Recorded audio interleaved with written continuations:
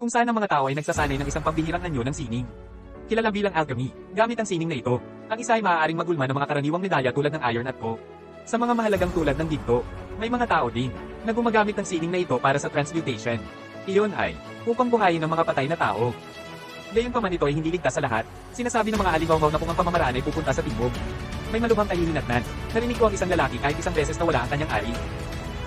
Ang unang eksena, ipinakilala kami sa mga kapatid na Allergy, Edward at Alphonse, na nag-aaral sa sarili ng alchemy mula sa murang edad. Kadalasang gumagamit sila ng mga libro mula sa kanilang library upang isagawa ang kanilang mga eksperimento. Isang araw, naghahanda sila ng laruan at masayang ipinakita sa kanilang ina. Nabababati sa kanila ng mainit na yakap. Gayunpaman pagkatapos nilang umalis upang maglaro, siya ay hindi inaasahang namatay dahil sa isang pag-aresto sa puso. The boys now walang magbabantay sa kanila, at ang kanilang mga araw ay nagsisimulang maging desperasyon.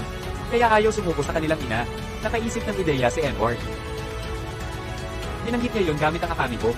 Maaari silang magsanay ng transmutation sa kanilang namatay na ina, at ibalik mo siya.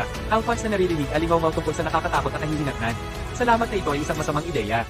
Pero nang i-assure siya ni Edward na walang dapat ikabahala, pumayag siyang tumulong. Sa susunod na eksena, sinimulan na ng magkapatid ang kanilang paghahanda.